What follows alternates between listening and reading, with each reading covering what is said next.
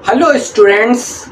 आज हम लोग एंजाइना पेक्टोरिस के बारे में जानेंगे कि एंजाइना पेक्टोरिस क्या चीज़ है, वो कैसे होता है और उसका ट्रीटमेंट कैसे किया जाता है, वह उसका फार्माकोलॉजिकल एक्शन, वह एंजाइना पेक्टोरिस के बारे में सभी जरूरी चीज़ें जानेंगे।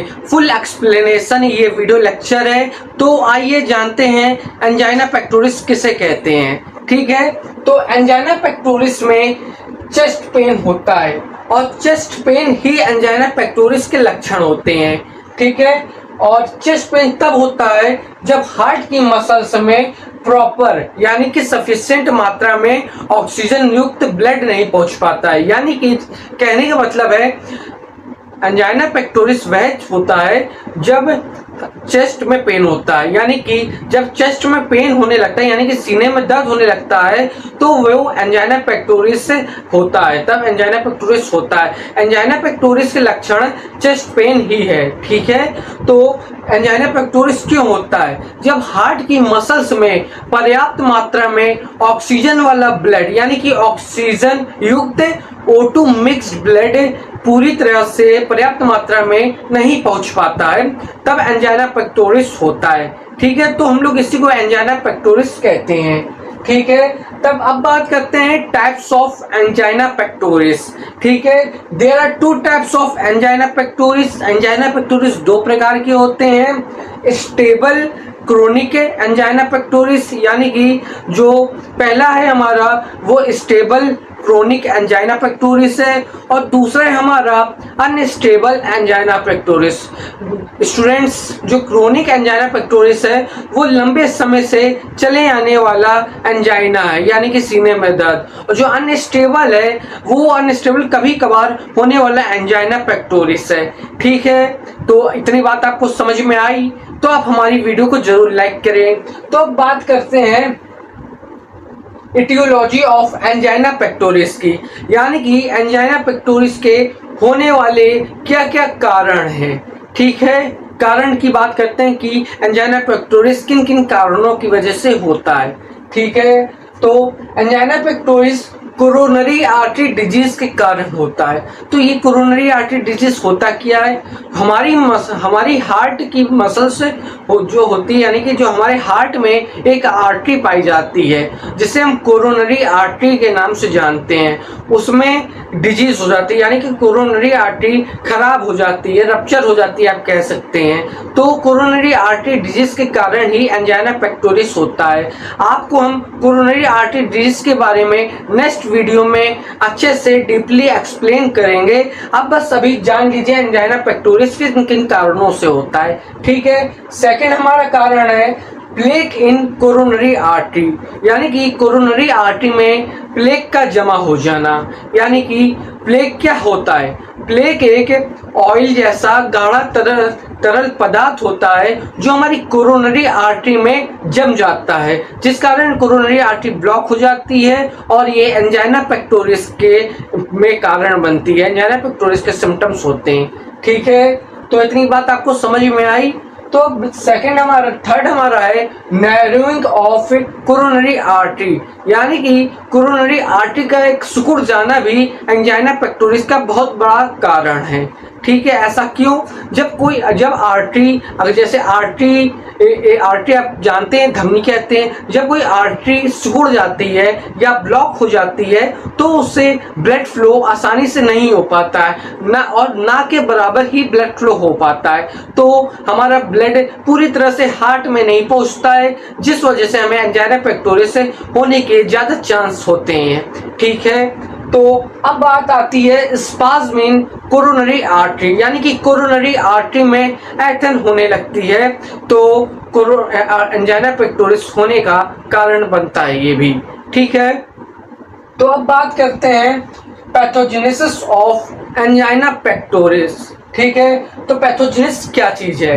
पैथोजेनिस मतलब होता है कि कैसे होता है हमारे शरीर में जो एंजाइना पेक्टोरिस है वो किन किन स्टेप्स होता है, वो किन किन कारण से, यानी कि कैसे होता है कि सबसे पहले कौन सा वायरस आता है, वो कहाँ पर अटैक करता है। फॉर एग्जाम्पल के लिए मैं बता रहा हूँ आपको। ठीक है, वैसे समझते हैं कैसे होता है हमारी बॉडी में एंजाइना पेक्टोरिस। ठीक है, सबसे पहले आर्टरी में प्लेग जमा होना शुरू हो जाता है। यानी कि मैंने आपको बताया जो कोरोनरी आर्टरी होती है उसमें प्लेग जमा होने लगता है। प्लेग क्या होता है? ऑयल जैसा तरल पदार्थ, गाढ़ा होता है, गाढ़ा तरल पदार्थ होता है, यानी कि लिक्विड सब्सटेंस होता है जो ऑयल जैसा होता है, ठीक है। और ये प्लेग कैसे जमने लगता है? प्लेग बहुत से कारणों से जम जाता है, जैसे अनहेल्दी लाइफस्टाइल, हैवी मील या फास्ट फूड का ज़्यादा लोग खाने से, ज़्यादा लोगों जो फास्ट फूड का ज़्यादा चलन हो गया है कि फास्ट फूड लोग ज़्यादा खाने लगे हैं, तो इसी से हमारा प्लेग जैसा सब्सटेंस तैयार होता है, ठीक है। तो आर्टरी में प्लेग जमा होना शुरू हो जाता है जिस कारण आर्टरी ब्लॉक हो जाती है, ठीक है। तो पहला पॉइंट हमारा आर्टरी में प्लेग जमा हो जाता है। नेक्स्ट हमारा दूसरा पॉइंट है कोरोनरी आर्टरी ब्लॉक हो जाती है, होने लगती है। जैसे ही कोरोनरी आर्टरी में प्लेग जमा होगा तो प्लेग, जैसे आर्टरी में प्लेग जमा हो गया तो आर्टरी जो होती है वो ब्लॉक होनी स्टार्ट हो जाती है, ठीक है। इतनी बात समझ में आई। तो थर्ड हमारा उसके बाद क्या होता है हमारी बॉडी में, तो फिर उसके बाद ब्लड पूरी तरह से फ्लो नहीं हो पाता है, ठीक है। तो जैसे ही आर्टरी ब्लॉक हो जाएगी तो ब्लड फ्लो नहीं हो पाएगा आर्टरी में, ठीक है। तो इतनी बात समझ में आई। तो आपको मैं इसको और आसान तरीके से भी समझाऊंगा, बस आप अभी थ्योरी लैंग्वेज पर समझ लीजिए, फिर आपको आसान भाषा में मैं समझा दूंगा तो आप इसको आसानी से याद रख पाएंगे, ठीक है। उसके बाद ऑक्सीजन की कमी हो जाती है, यानी कि जब ब्लड फ्लो नहीं हो पाएगा पूरी अच्छी तरीके से तो उसके बाद हमारी बॉडी में यानी कि हार्ट में ऑक्सीजन की कमी हो जाती है, जिसे हम हाइपोक्सिया भी कहते हैं, ठीक है। और उसके बाद जैसे ही ऑक्सीजन कमी होगी उसके बाद एंजाइना पेक्टोरिस हो जाता है, ठीक है। तो एक बार मैं फिर बताता हूँ, रिपीट कर देता हूँ आसान भाषा में, ठीक है। तो जैसे कोई रास्ता है यानी कि कोई गली है, तो गली में चार गाड़ी आसानी से नहीं निकल पाती, यानी कि दो गाड़ी आसानी से गली में निकल जाती है, ठीक। उसी गली में चार गाड़ी अगर आ जाती है तो जो गाड़ियां हैं आप उसको प्लेग समझें, ठीक है। तो गली में चार गाड़ी जैसे जा रही हैं वो एक ही जगह पे स्टॉप हो गई, यानी गाड़ी मीन्स प्लेग, ओके। समझ में आई इतनी बात? प्लेग। फिर उसके बाद क्या होता है, और जो गली है उसको आप आर्टरी समझिए, ठीक है। कोरोनरी आर्टरी ब्लॉक हो जाती है, ठीक है। गाड़ी जो होती है वो प्लेग है तो उसकी वजह से कोरोनरी जो आर्टरी यानी कि गली है वो ब्लॉक हो गई। ब्लॉक होने के बाद ब्लड जो होता है, यानी कि फिर आप जब पीछे से आ रहे होते हैं दूसरी गाड़ी लेके अपनी, तो आप निकल नहीं पाते हैं। तो किस कारण से नहीं निकल पाते हैं? गाड़ियों की वजह से गली ब्लॉक हो गई, यानी कि गाड़ियां हमारे प्लेग की वजह से आर्टरी ब्लॉक हो गई, जिस कारण से ब्लड आपका फ्लो आगे की ओर फ्लो नहीं हो पाता है, ठीक है। आप कह सकते हैं ब्लड पूरी तरह से फ्लो जो नहीं होता है तो उससे आप इस्कीमिया भी कह सकते हैं, ठीक है। उसके बाद जैसे आपका ब्लड नहीं फ्लो होता है ठीक उसी प्रकार से ऑक्सीजन की कमी हो जाती है। आपका ब्लड फ्लो नहीं होगा तो ऑक्सीजन की कमी हो जाएगी, ठीक है। तो जिसे हम हाइपोक्सिया कहते हैं। उसके बाद एंजाइना पेक्टोरिस हो जाता है। इतनी बात आपको समझ में आ गई, ठीक है। तो अब बात करते हैं कुछ और कारण की कि जिस कारण से हमें एंजाइना पेक्टोरिस होते हैं, जो साधारण हर रोज देखने को मिलते हैं, ठीक है। उन कारणों की मैं बात कर रहा हूँ, जैसे कि फिजिकल एक्टिविटी, यानी कि हार्ड फिजिकल एक्टिविटी जो करते हैं, जैसे लेबर मिस्ट्री हो गए, वो हमेशा दिन भर मेहनत करते हैं, वो एकदम कड़ी मेहनत करते हैं, तो हमारे हार्ट में बहुत ज़्यादा जोर पड़ता है, ठीक। जिस कारण कोरोनरी आर्टरी भी ठीक से काम नहीं करती, उसमें ज़्यादा फोर्स पड़ता है, ठीक है। तो वो ज़्यादा जल्दी खराब होने का उसका संकेत होते हैं, ठीक है। तो जिस कारण से हमें एंजाइना पेक्टोरिस हो सकते हैं, ठीक। नेक्स्ट है हमारा ईटिंग हैवी मील या ऑयली मील, यानी कि ईटिंग हैवी मील या ऑयली मील यानी कि ज़्यादा लोग फास्ट फूड खाते हैं और ज़्यादा तला भुना चीज़ें खाते हैं, भोजन का सेवन करते हैं, उस कारण से भी लोगों को एंजाइना पेक्टोरिस हो सकता है, ठीक है। तो अब लास्ट है हमारा हाइपरटेंशन, बीपी का बढ़ जाना भी एक एंजाइना पेक्टोरिस के लक्षण होते हैं। ऐसा मैं क्यों कह रहा हूँ? जब बीपी ब्लड प्रेशर होता है तो ये ब्लड वेसल्स को ठीक कर देता है, ठीक है। ठीक थिक की वजह से, जिस कारण से हार्ट में ऑक्सीजन वाला ब्लड ठीक से पहुंच नहीं पाता है। ठीक है, तो जिस कारण हमें एंजाइना पेक्टोरिस होने के कारण होता है। ठीक, जिस कारण एंजाइना पेक्टोरिस होने का कारण सबसे बड़ा ये हाइपरटेंशन भी है कि एंजाइना पेक्टोरिस होने का एक कारण है। ठीक है, तो अब नेक्स्ट बात करते हैं क्लिनिकल मैनिफेस्टेशन की, यानी कि जब कोई डॉक्टर के पास आप जाते हैं, कोई मरीज जाता है एंजाइना पेक्टोरिस वाला, तो डॉक्टर किन किन लक्षणों से पहचानता है कि ये मरीज एंजाइना पेक्टोरिस का है। ठीक है, तो आइए जानते हैं। तो सबसे पहला कारण होता है, लक्षण होता है, मरीज को स्क्यूजिंग होती है। ठीक है, स्क्यूजिंग होने लगती है, तो ये एक पहला कारण है। दूसरा कारण है हमारा बर्निंग चेस्ट, यानी कि सीने में जलन होती है ज्यादा, तो उससे एंजाइना पेक्टोरिस के लक्षण होते हैं। यानी कि एंजाइना पेक्टोरिस का लक्षण एक सीने में जलन भी होता है। ठीक है, तो थर्ड हमारा शोल्डर पेन, कभी कभी मरीज को शोल्डर पेन भी ज्यादा होने लगता है। ठीक है, ये एक लक्षण है। और चौथा हमारा लक्षण है नोजिया, बेचैनी भी होने लगती है मरीजों को कभी कभी।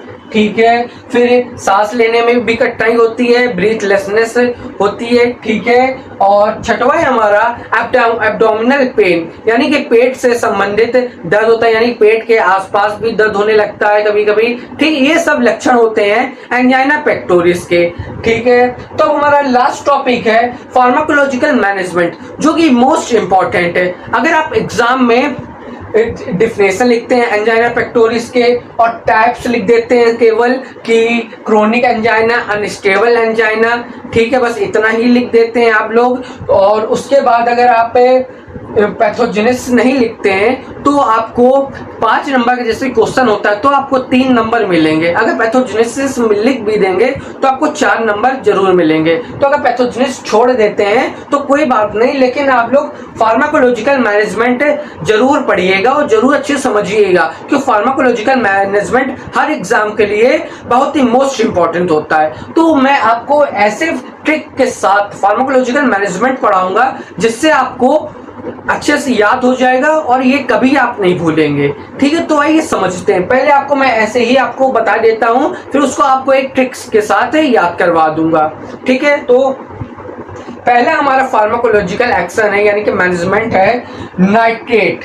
ठीक है, नाइट्रेट की जो ड्रग होती है, यानी कि नाइट्रेट क्लास से उसमें जो ड्रग होती है डाइनाइट्रेट और नाइट्रोग्लिसरीन। ठीक है, इसको कैसे याद करें, देखो इसका जो आपने बचपन में अल्फाबेट पढ़ा था, तो A for apple, B for ball, N for nest, तो ये आप अभी भूल जाइए, आपको नए अल्फाबेट सीखने होंगे, तभी आपको ये अच्छे से समझ में आएगा। ठीक है, अब मेरे साथ बोलिएगा तभी याद हो जाएगा जल्दी। ठीक है, एन फॉर नाइट्रेट्स, बोलिए आप क्यों शांत हैं, बोलिए N for nitrate, N for nitrates. ठीक है, नाइट्रेट्स की ड्रग है डाइनाइट्रेट, नाइट्रेट में पहले लगा दो डाई लगा दो डाइनाइट्रेट, बोलिए डाइनाइट्रेट, फिर नाइट्रोग्लिसरीन, एन से डाइनाइट्रेट, नाइट्रेट से नाइट्रोग्लिसरीन, यानी कि N for nitrate, N for nitrate, nitrate के पहले लगा दो डाई, तो डाइनाइट्रेट। ठीक, नाइट्रेट से बना नाइट्रोग्लिसरीन, एन से नाइट्रेट है तो एन से नाइट्रोग्लिसरीन है। इतनी बात समझ में आई? ठीक है, बोलिए एक बार, एन फॉर नाइट्रेट, नाइट्रेट के पहले लगा दो क्या, डाई, तो डाई नाइट्रेट, नाइट्रेट एन से है तो एन से क्या होना चाहिए, नाइट्रोग्लिसरीन। ठीक है, मैं आपको एक बार फिर अच्छे समझा दूंगा, पहले आप समझ लीजिए और मेरे साथ बोलिएगा, याद हो जाएगा आपको। ठीक है, फिर बीटा ब्लॉकर, जो बीटा ब्लॉकर की जो ड्रग होती है वो एटेनोलोल और प्रोप्रानोलोल होती है। ठीक है, एटेनोलोल प्रोप्रानोलोल वो ब्लड प्रेशर की भी ड्रग होती है। ठीक है, तो जहां पर भी आपको बीटा ब्लॉकर नजर आए तो आप लोग एटेनोलोल प्रोप्रानोल लिख दीजिएगा, तो आपको नंबर मिल जाएंगे, ये सही है एकदम। ठीक है, और कोई ड्रग आप याद मत करिएगा बीटा ब्लॉकर की, तो आप यही लिख दीजिएगा एटेनोलोल प्रोप्रानोलोल, तो आपके लिए सफिशिएंट रहेगा। ठीक है, तो बीटा ब्लॉकर, एटेनोलोल, प्रोप्रानोलोल, तो बी फॉर, बोलिए मेरे साथ, B for beta blocker, B for beta blocker, beta blocker की drug atenolol propranol, atenolol propranol. ठीक है, बीपी वाली ड्रग होती है, देखो B for beta blocker, B for beta blocker. तो बीटा ब्लॉकर से क्या याद आ रहा है, बी से क्या होता है, बीपी वाली ड्रग। ठीक है, बीपी वाली जो ड्रग होती है उसमें क्या यूज करते हैं हम लोग, एटेनोलोल और प्रोप्रानोलोल। ठीक है, याद आई। थर्ड है हमारा सी फॉर कैल्शियम चैनल ब्लॉकर। क्या है, बोलिए, सी फॉर कैल्शियम चैनल ब्लॉकर। अब आप बोलिएगा सी फॉर कैल्शियम चैनल ब्लॉकर। ठीक है, तो सी फॉर कैल्शियम चैनल ब्लॉकर, इसमें कौन सी ड्रग आती है, एम्लोडिपिन निफिडिपिन। ठीक है, कैल्शियम चैनल ब्लॉकर की ड्रग होती है amlodipine nifedipine. C for calcium channel blocker, drug है एम्लोडिपिन निफिडिपिन। ठीक है, ऐसे मेरे साथ बोलिएगा तो आपको जल्द ही याद हो जाएगा। ठीक है, T for thrombolytic drug, T for thrombolytic drug. ठीक है, टी फॉर थ्रोम्बोलाइटिक ड्रग, इसकी ड्रग क्या होती है, स्टेप्टोकाइनेज यूरोकाइनेज। मेरे साथ बोलिएगा, ठीक है, याद हो जाएगा पक्का, मैं बोल रहा हूँ गारंटी के साथ। आप मेरा जो मैं आपको बता रहा हूं उसको एक बार फॉलो करके देख लीजिए, आपको पक्का याद होगा। अगर आपको याद ना हो तो हमारी वीडियो को आप डिसलाइक कर दीजिएगा, अगर याद हो जाए आप हमारी वीडियो को लाइक कर दीजिएगा। चैनल में अगर नए हो तो आप सब्सक्राइब जरूर कीजिएगा अगर याद हो जाए। ठीक है, गारंटी मैं लेता हूं आपको याद हो जाएगा। थ्रोम्बोलाइटिक ड्रग्स, स्टेप्टोकाइनेज और urokinase. T for thrombolytic drug, streptokinase, urokinase. इतनी बात समझ में आ गई। अब आपको सॉलिड तरीके से मैं याद करा दे रहा हूं। ठीक है, आप ध्यान से सुनिएगा और मेरे साथ बोलिएगा जो मैं बोल रहा हूं। एन फॉर नाइट्रेट्स, तो नाइट्रेट्स के आगे क्या लगा दो, डाई लगा दो। नाइट्रेट्स के आगे डाई लगा दो, डाइनाइट्रेट्स। ठीक है, और नाइट्रेट एन से है तो एन से और क्या होता है, नाइट्रोग्लिसरीन। एन से और क्या होता है, नाइट्रोग्लिसरीन। ठीक है, एन से नाइट्रेट्स में डाई लगा दो, डाइनाइट्रेट्स। और एन से जो नाइट्रेट्स होता है तो वो किससे होता है, एन से, तो एन से और क्या होता है, नाइट्रोग्लिसरीन। ठीक है, फिर बी फॉर बीटा ब्लॉकर। ठीक है, बीटा ब्लॉकर जो होता है उसमें ड्रग कौन सी है यूज की जाती है, बी से और क्या होता है, बीपी वाली ड्रग। बी से क्या होता है, बीपी वाली ड्रग, एटेनोलोल प्रोप्रानोल। ठीक, ठीक है, जो एटेनोलोल कोलेस्ट्रॉल में भी यूज की जा सकती है, वो अलग अलग यूजेस होते हैं, लेकिन आपको एक याद करने वाली ड्रग मैं बता रहा हूं। ठीक है, B for beta blocker, BP वाली ड्रग क्या होती है, टेनोलोल प्रोप्रानोलोल। ठीक है, और C for calcium channel blocker, उसमें ड्रग कौन सी यूज की जाती है, एम्लोडिपिन निफिडिपिन। तो उसी प्रकार से हम लोग बीपी वाली जो ड्रग होती है वो एम्लोडिपिन भी यूज कर सकते हैं। ठीक है, तो सी फॉर कैल्शियम चैनल ब्लॉकर, उसमें कौन सी ड्रग होती है, एम्लोडिपिन निफिडिपिन। बोलिए मेरे साथ, C for calcium channel blocker, drug amlodipine nifedipine. मेरे साथ अगर आप लोग बोल रहे होंगे तो आपको याद हो गया होगा। ठीक है, तो टी फॉर, बोलिए, टी फॉर टाइगर नहीं, टी फॉर थ्रोम्बोलाइटिक ड्रग। इस प्रकार से आप लोग अल्फाबेट पढ़ लीजिए, इसका याद कर लीजिए तो आपको जल्द ही याद होगा। अगर आपको इसका पूरा एफ से जेड तक पूरी ड्रग की अल्फाबेट अगर चाहिए हो तो आप हमें कमेंट बॉक्स में जरूर बताइएगा, तो मैं आपको पूरी अल्फाबेट आपको मुंह जुबानी याद करवा दूंगा इसकी। ठीक है, टी फॉर, जिससे आपको क्लासिफिकेशन में याद करने में बहुत ही आसानी हो जाएगी। टी फॉर थ्रोम्बोलाइटिक ड्रग, इसमें क्या आता है, ड्रग कौन सी ड्रग आती है, स्टेप्टोकाइनेज यूरोकाइनेज। ठीक है, तो एंजाइना पेक्टोरिस का फार्माकोलॉजिकल एक्शन आपको याद हो गया होगा।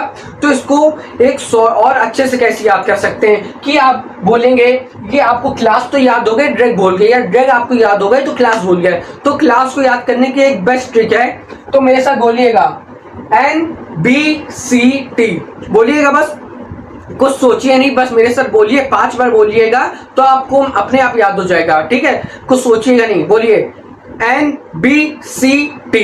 बोलिएगा NBCT। अब आप बोलिए, सुनाई देना चाहिए। ठीक है, NBCT। ठीक है, एन फॉर नाइट्रेट्स, याद आ गया ना, N for nitrates. B for beta blocker, B for beta blocker, ठीक है। अब क्या क्या था, NBC, C for calcium channel blocker, C for calcium channel blocker, ठीक है। तो T, NBCT, T for thrombolytic drug, ठीक है। सॉलिड याद हो गया आपको, बस आपको एग्जाम टाइम में अच्छे से आपको रिवाइज करना पड़ेगा बस, और आपको कुछ नहीं करना पड़ेगा। अगर आप चाहते हैं तो आप एक बार आप अपने कॉपी रजिस्टर में एक बार आप लिख लीजिए, फिर आपको सिर्फ एग्जाम टाइम में रिवाइज करना पड़ेगा। आपको याद हो गया होगा जरूर, ये मेरी आशा है आपसे, ठीक है। ठीक है, अगर आपको याद हो गया तो आप हमारी वीडियो को लाइक करें और चैनल को जरूर सब्सक्राइब कर लें, ठीक है। अगर नहीं याद हुआ हो तो आप हमारी वीडियो को डिसलाइक भी कर सकते हैं, ठीक है।